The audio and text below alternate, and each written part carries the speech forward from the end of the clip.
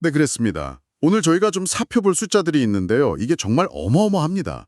구글 클라우드 이야기인데 앞으로 2년간 추가로 벌어들일 걸로 예상되는 매출이 약 580억 달러. 어, 우리 돈으로 치면 한 75조 원이 넘는 거죠. 네, 그렇죠. 엄청난 금액이죠. 근데 이게 다가 아니에요.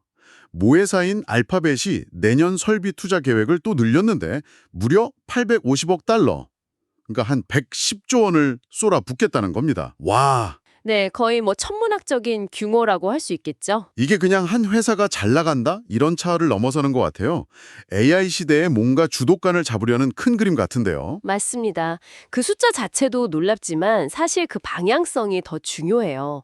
클라우드, 특히 이제 AI 인프라가 단순히 뭐 기술 지원해주고 이런 걸 넘어서서요. 미래 산업의 진짜 핵심 동력이다. 이걸 보여주는 강력한 증거라고 봐야죠. 아, 핵심 동력이다. 네.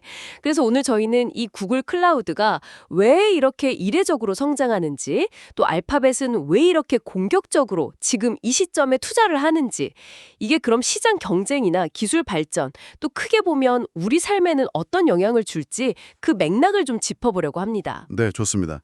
단순히 숫자만 보는 게 아니라 그 뒷이야기를 파헤쳐 보는 거죠. 그렇죠. 그 이면의 전략적 의미를 파악하는 게 중요합니다. 그럼 먼저 구글 클라우드의 미래를 좀 가늠해 볼 수 있다는 그 지표, 백로그부터 볼까요? 이게 계약은 했는데 아직 매출로 안 잡힌 금액, 뭐랄까 수주 잔고 같은 거라고 하셨죠? 네, 맞습니다. 수주 잔고. 규모가 무려 1,060억 달러. 아, 140조 원이요.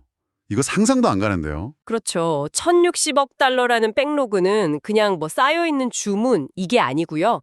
미래 매출의 가시성, 이걸 보여주는 아주 중요한 신호입니다. 가시성? 네. 이 정도 규모라는 건 고객들이 구글 클라우드랑 상당히 장기적이고 좀 안정적인 관계를 맺고 있다. 이렇게 해석할 수 있어요.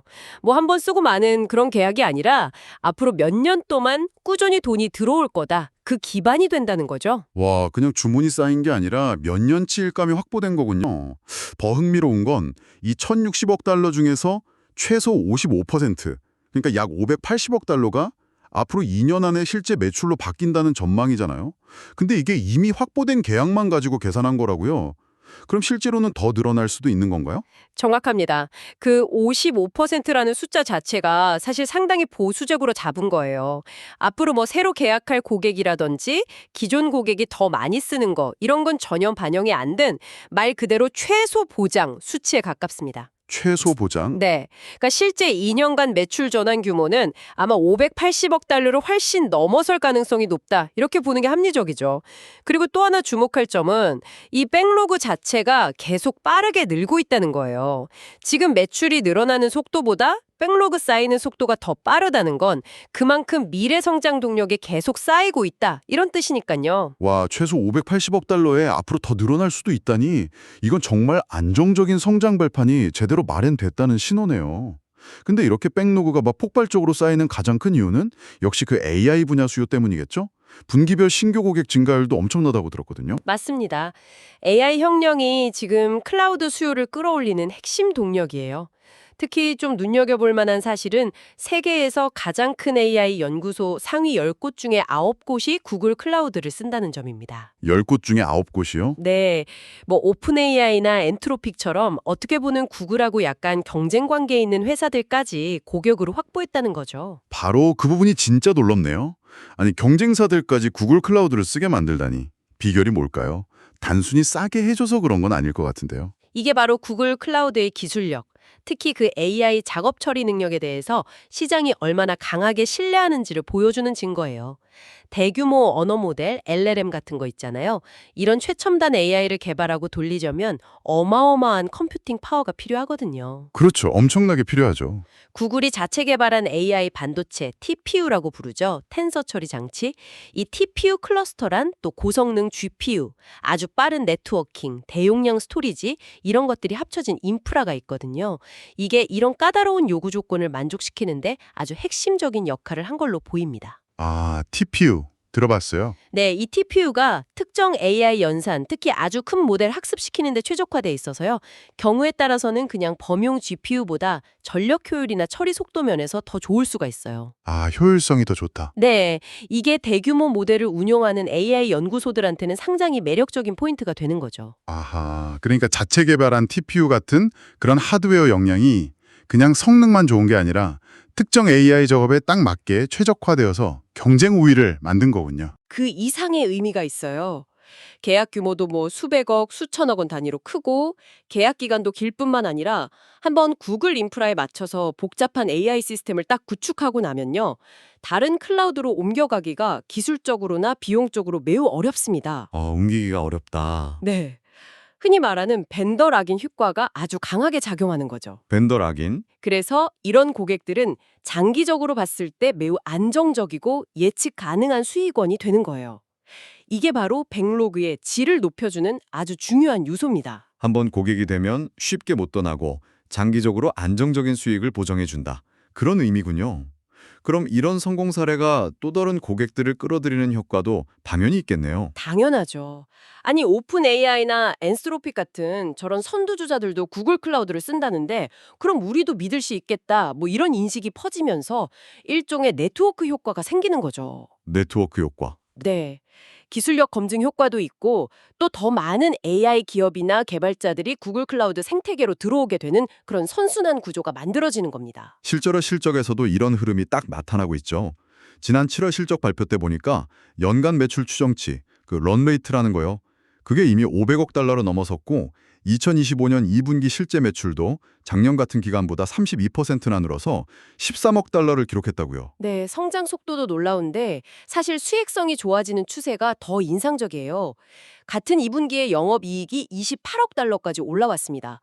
드디어 이제 클라우드 사업이 안정적으로 이익을 내는 단계에 접어들었다. 이런 신호로 볼 수 있죠. 아, 드디어 흑자 전환을 넘어서 이익 규모가 커지는군요. 그렇죠. 매출이 늘어나면서 서버나 데이터 센터 같은 고정 비용 부담은 상대적으로 좀 줄어들고 이익은 더 빠르게 늘어나는 전형적인 규모의 경제 효과가 본격화되고 있는 겁니다. 그렇군요. 초기에 막 투자했던 거 이제 넘어서서 본격적으로 수학기에 들어섰다.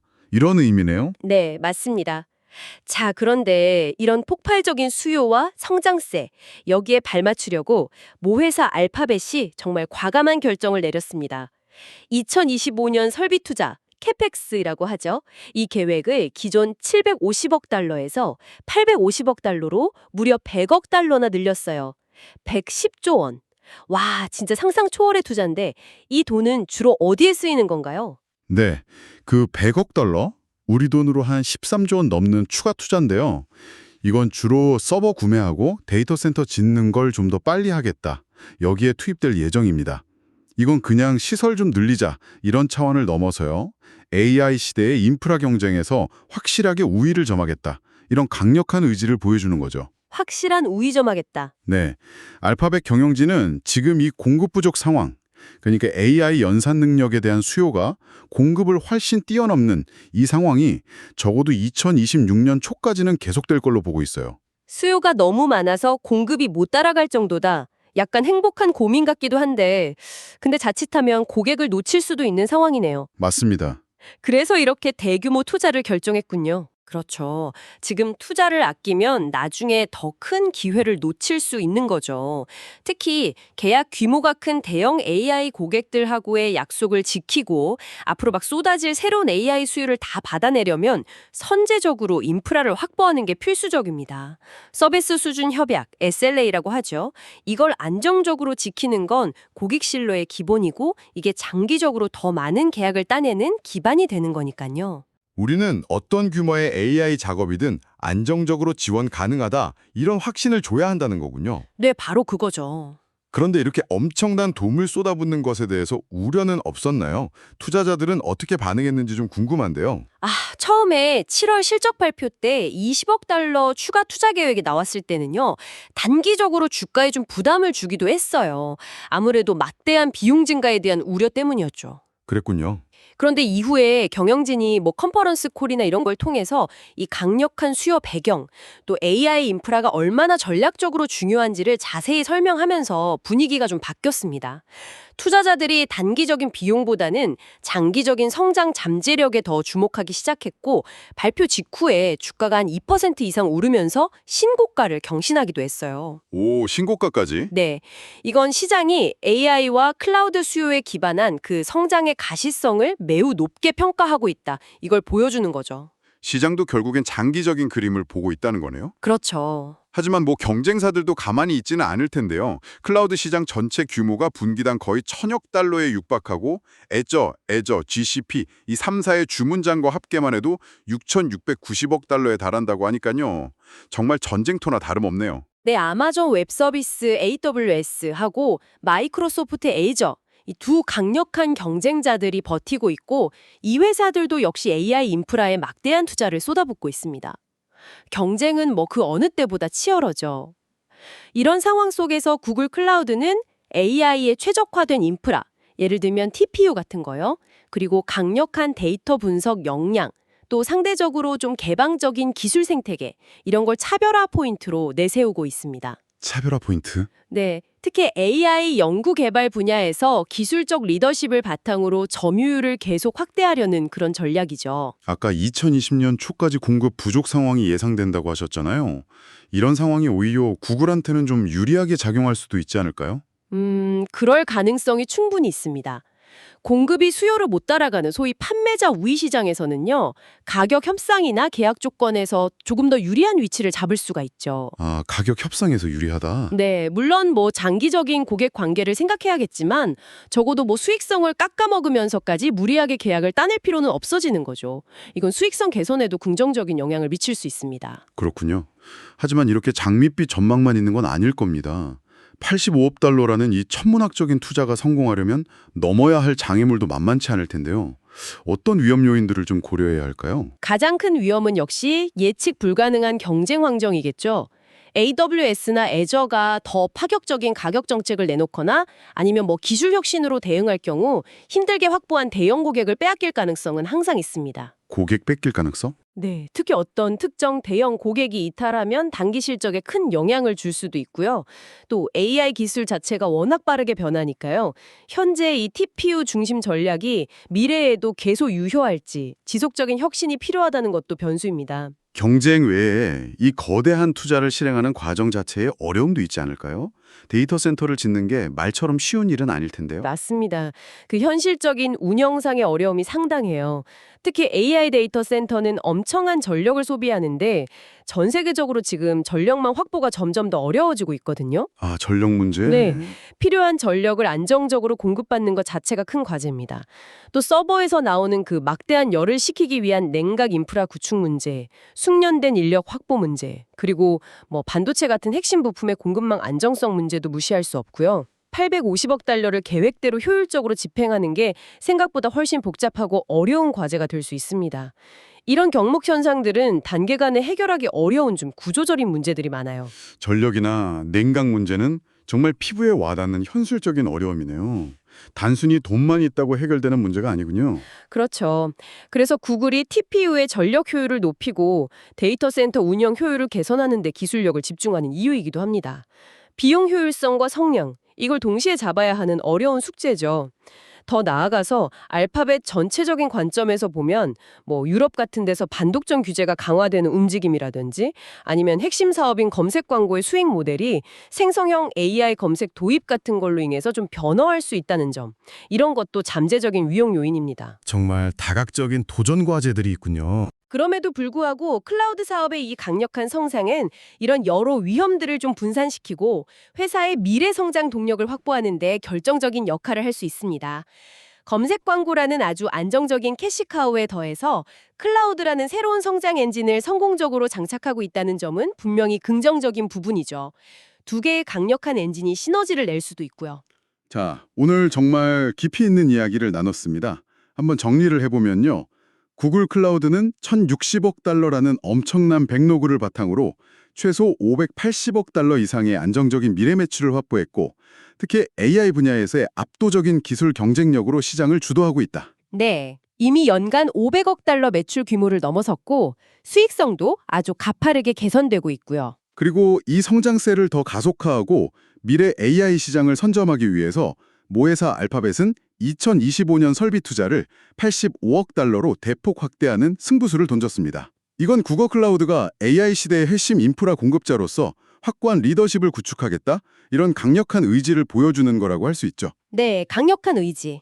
단기적인 비용 부담이나 운영상의 어려움, 치열한 경쟁 같은 리스크에도 불구하고 장기적으로는 AI 기반의 고부가 가치 서비스 확대를 통해서 지속적인 성장과 수익성 개선을 동시에 추구하겠다. 이런 전략인 거죠. 결국 관건은 이 막대한 투자를 얼마나 효율적으로 집행하고 기술 리더십을 계속 유지하면서 또 시장 변화에 얼마나 민첩하게 대응하느냐, 여기에 달려 있겠군요. 백로그가 실제 매출로 얼마나 잘 이어지는지, 또 투자가 계획대로 진행돼서 서비스 역량이 충분히 확장되는지, 이걸 계속 지켜봐야겠습니다. 맞습니다. 그 계획과 실행 사이의 간극을 줄이는 게 중요하고요.